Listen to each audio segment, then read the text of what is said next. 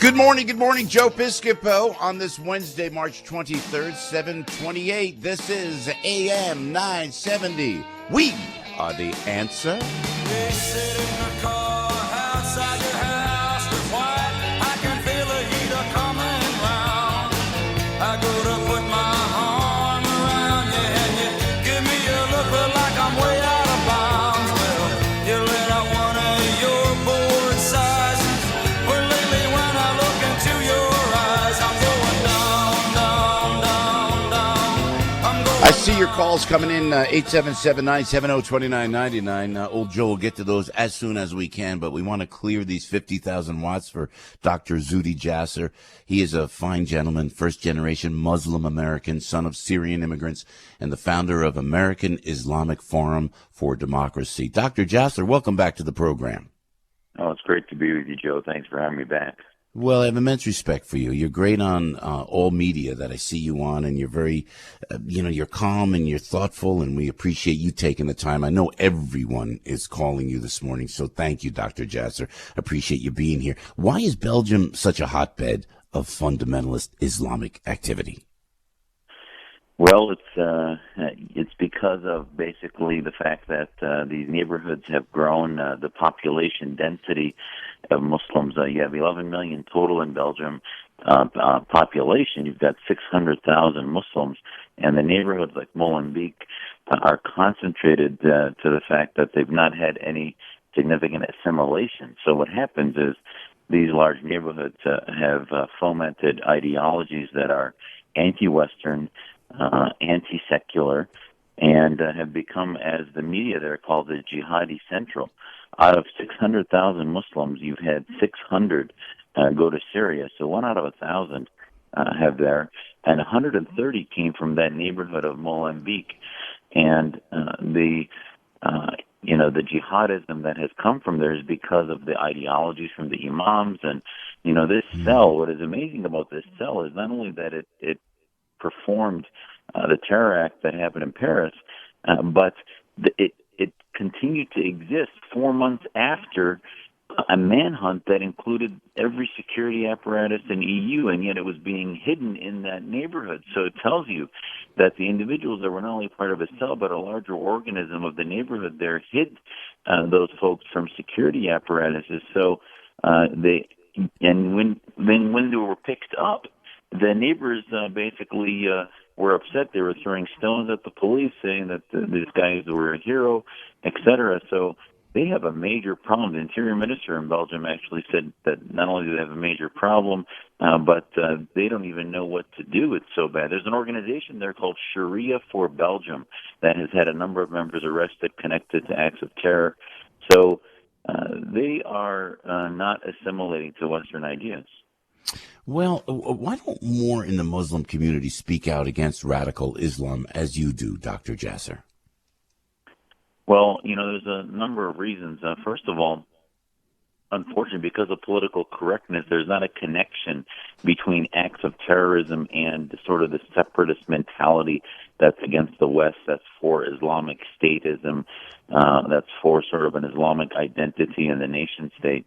So as long as the narrative in the West is that it's just about terrorism, it's just about Al-Qaeda and violent extremism, as they call it, it allows the Islamists to continue to dominate our community.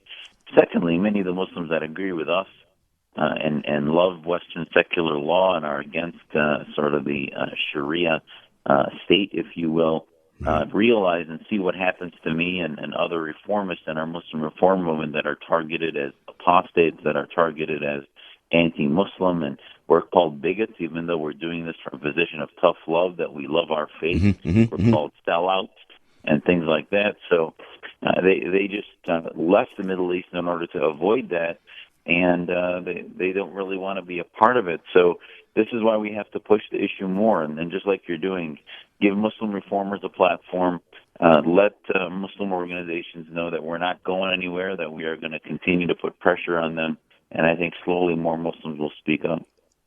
Yeah, and what is the solution? How do we? It is a war. It's a jihad against the West, Dr. Jasser. How do we win this war? Is it through education? That's a great question. It's through persistence. It's through understanding that the war has many fronts. If we only believe it's about violence and that the only threat are the ones that are going to pick up guns and wear military vests and suicide belts, we're going to lose. Because the war has fronts in the universities where you have the Saudis funding, $1 million endowments that are apologists that don't want to connect the Saudi theocracy brand of medieval Islam from the 1300s. Mm-hmm. They don't want to connect that to ISIS and all the radicalism. So one front is in the universities, the other front is in the media, where the Islamists control the narrative that anyone who criticizes anything about connecting political Islam to militant Islam or criticize the concept of jihad is called a bigot. So the media uses political correctness to enact blasphemy laws. And the last front is in Homeland Security and government, in which programs that target ideology. Look in San Bernardino. Those two militants had been educated in El Huda school system, which is a Salafi jihadi mentality that may not advocate violence, but is quite fundamentalist. And the fact that our Homeland Security can't target those types of ideologies because it'll be perceived as being anti-Islam should tell every American why we are so far behind. When you can't connect the ideology, it'd sort of be like fighting, in the Cold War against the Soviets, and we didn't connect communist ideology to Soviet war theory. I mean, that would be absurd, and that's sort of the surrender we have now in Homeland Security. Do you think, and I say this, Dr. Jasser, and I asked this as a layman and appreciate your expertise and your intelligence, certainly, but I see a lot of these guys just seem, and I use the word losers. They're losers. They're thugs. They're killers. I don't know, and I don't know that I buy that it's all for Allah Akbar. I don't know that I'm buying that. I think are they social misfits? Am I wrong here when I think they're just social misfits? I say they can't get ladies. They just, and yet these jihadists will give these young men power. They'll give them women. They'll give them money, and they'll say, and you'll have paradise. I mean, am I missing the point? Is it not so much religion as it is power and glamour and a rock star status that they will achieve if they kill Westerners? You're 100% correct in that if you look at the ultimate, simply the individuals that commit the act of suicide bombing and that are the frontline soldiers, you're right. They are folks that are looking for redemption. And it's sort of like looking if you want to fight drug violence, right? The meth addicts at the front lines that are buying the drugs in the streets are often not the quintessential leaders of the main drug distribution problem. So if you look at the radical ideology, the suicide bombers are not the typical problem. The folks distributing the ideas are the white-collar Saudis that in their suits or the Sharia judges in Saudi Arabia who are bolstered by billions. No different than the drug distributors globally. So, if you're going to fight alcoholism or fight drug use, you have to get to the disease, not only those that are the most extreme, that are their lives have been destroyed by it, but the ones pushing the ideas globally and are so-called moderates in that drinking or that ideology, if you will, and that's the problem we have to address. Yeah, Dr. Jasser, before we let you go, we so appreciate your valuable time, sir. Are there really no-go zones in Europe?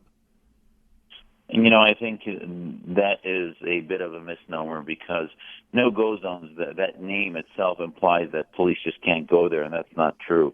Okay. But there are areas in which, I went to the Netherlands in 2008, 2009, and did programs on citizenship and democracy, and many of those folks said they hadn't talked to a non-Muslim in months as I talked to Muslim schools. So, yeah, there are areas in which there's very little interaction with the non-Muslim community, and it allows this sort of inbreeding of ideology that's anti-Western, anti-Semitic. But the police are free to go. They often don't, though. So it allows that separatist neighborhood to exist. Dr. Zuhdi Jasser, it is a privilege to have you on the show. You're a great Muslim. You're a great Muslim American, and we appreciate your valuable time, sir. And please stay close and keep us posted. Anytime. Thanks for covering this, Joe. Really appreciate it. Dr. Zuhdi Jasser, right there, first-generation Muslim American, son of Syrian immigrants. He's the founder of American Islamic Forum for Democracy. Joe Piscopo on the radio. You give us a call.